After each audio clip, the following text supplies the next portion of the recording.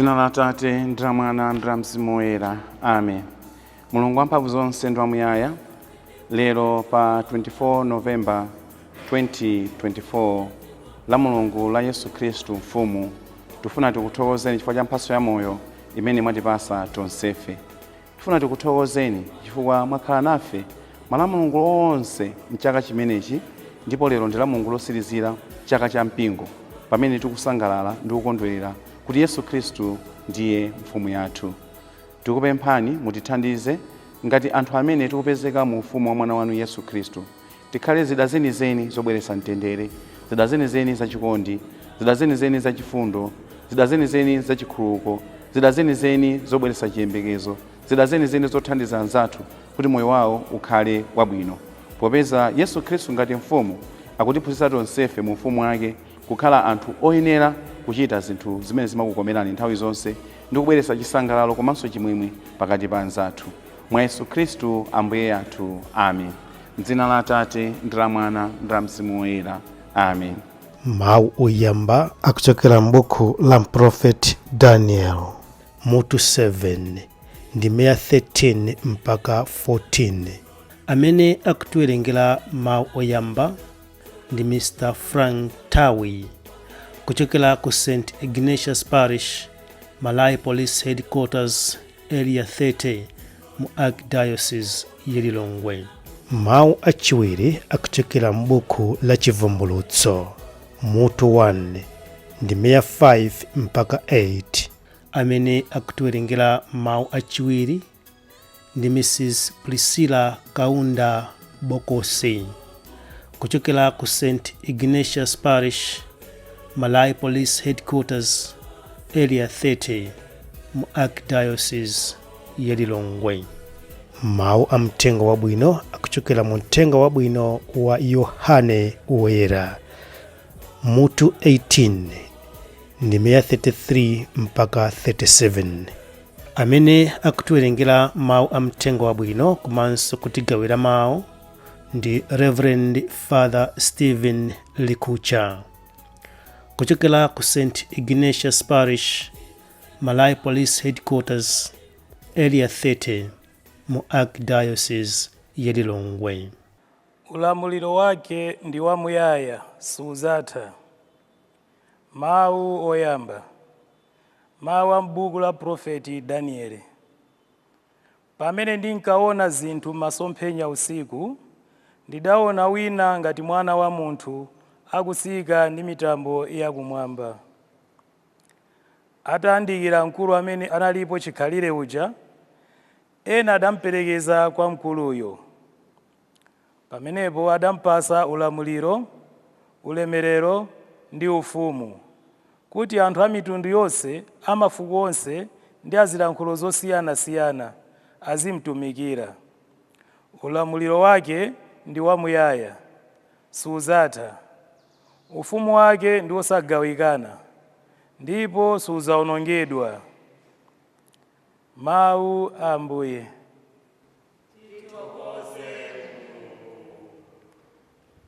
Mfumu yolamula mafumu onse apa dziko lapansi adatisandutsa mafumu kuti tizitumikira Mulungu ngati mtundu wa ansembe. Mawu achiwiri. Mawu a m'buku la Chivumbulutso. Akukomereninso mtima ndi kukupatsani mtendere Yesu Khristu, mboni yokhulupirika, amene ali woyambirira kulandira moyo wa ulemerero, amenenso ali mfumu yolamula mafumu onse apa dziko lapansi. Iyeyo amatikonda, ndipo ndi magazi ake adatimasula ku machimo athu. Iye adatisandutsa mafumu kuti tizimutumikira Mulungu Atate ake modzipereka ngati mtundu wa ansembe. Motero Yesu Khristu alandire ulemerero ndi mphamvu zolamulira mpaka muyaya. Amen. Mvetsetsani, akubwera pa mitambo, aliyense adzamuona. Amene adamubaya aja nawonso adzamuona. Ndipo anthu a mitundu yonse pansi pano adzalira chifukwa cha iye. Nzoonadi zimenezi. Ndithudi, ine ndine woyamba ndiponso wotsiriza, akutero Ambuye Mulungu, mphambe, amene alipo, amene analipo kale, amene ali kudza. Mawu a Ambuye. Ambuye akhale nanu. Mthenga wabwino monga adalembera Yohane Woyera.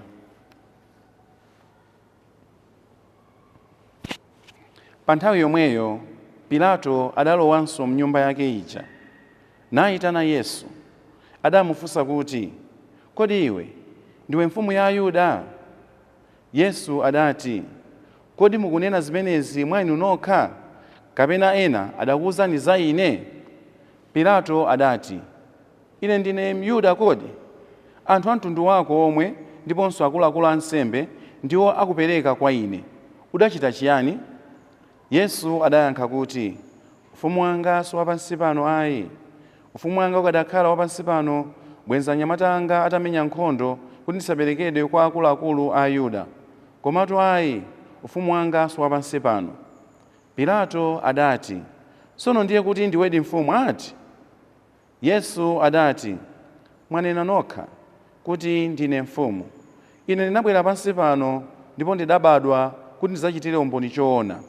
Aliyense wokonda choona amamva mawu anga. Mthenga wa Ambuye.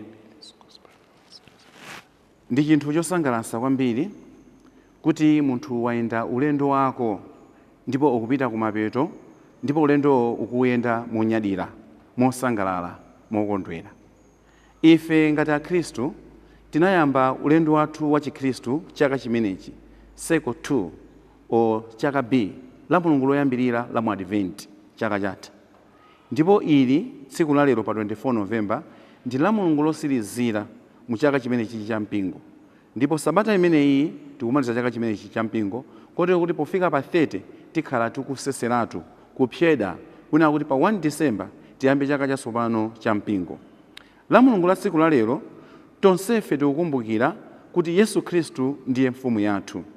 Mulungu adaonesa chikondi, Mulungu adaonesa chifundo pa dziko lapansi pofuna kuti ife tisakhale anthu otayika, ife tisakhale anthu osongonekera, ife tikhale anthu omuchitira Mulungu zabwino. Anavomera kuti mwana wake Yesu Khristu akhale mfumu ya pa dziko lonse lapansi.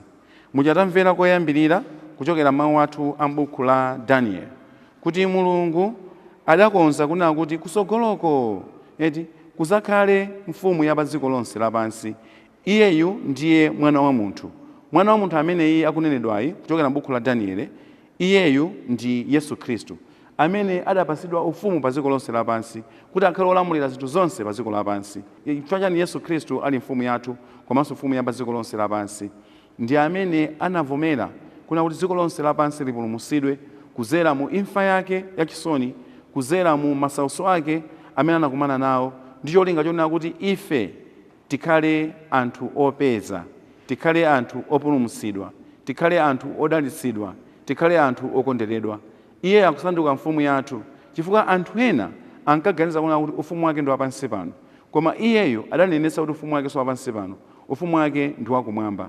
Ndipo mu ufumu wakewo afuna kuti ife tonse amene tikupezeka mwa iyeyi mu ufumu umenewu tikhale anthu ochita kufuna kwake. Choncho Yesu Khristu ndi mfumu osakhala yathu yokha kuno ku Malawi, yathu yokha pa dziko lapansi ayi, koma ndi mfumu ya the whole world, the universe. He is the king of the universe. Kunena kuti pa dziko lonse lapansi mfumu yathu ndi Ambuye Yesu. Kuzera mwa iye zinthu zonse zinalengedwa, zinthu zonse zimakhala moyo, zinthu zonse zimapeza kuyanja, zinthu zonse zimapeza ulemerero osiyanasiyana. Chifukwa iyeyo ndi mfumu yathu imene yatisogolera kuchita zinthu zosiyanasiyana. Yesu Khristu ali ndi ntchito zosiyana ndi Mulungu Atate komanso Mulungu Mwana. Yesu Khristu pamene anabwera pano pa dziko lapansi akutiphunzitsa zinthu zimene ife tikuyenera kuzichita, kukhuzidwa ndi anthu amene ali pa mavuto osiyanasiyana, powadyetsa, powayendera, powazonda, powalimbikitsa, powapasa chiyembekezo, pophunzitsa anthu amene sakudziwa kanthu, poonesa chifundo anthu osiyanasiyana. Zimene Yesu Khristu akutiphunzitsa tikamaona mauthenga abwino osiyanasiyana amene takhala tikuwerenga, uthenga wa Mateyo, wa Mariko, wa Luka komanso uthenga wa Yohane. Ndipo Yesu Khristu akutiphunzitsa kukhala anthu odekha, kukhala anthu odekha, omvetsa zimene anzathu ena akulankhula, ndipo ife ndikuonesa mtima wodekha ndikuyankhapo mafunso awiri atatu kuzera mukudekha kwathu kuti anthu aja athe kuphunzira zina zake zabwino kuchokera kwa ife.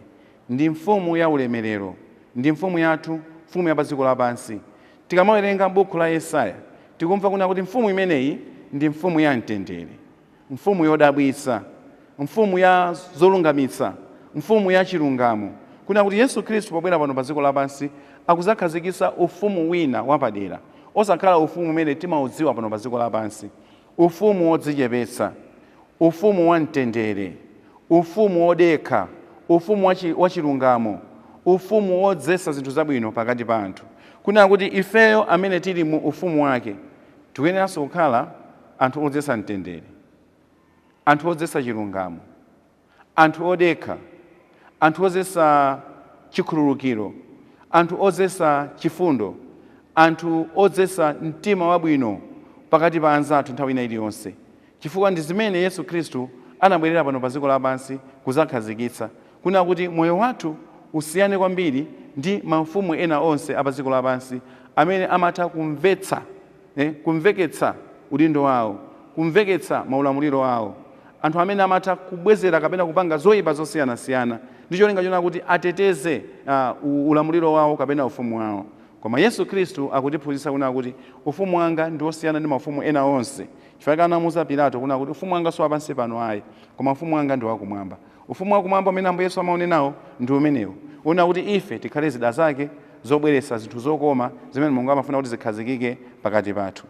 Mawu athu achiwiri a tsiku la lero angotitsimikizira kuti Ambuye Yesu ndiwo chiyambi komanso mathero a zonse.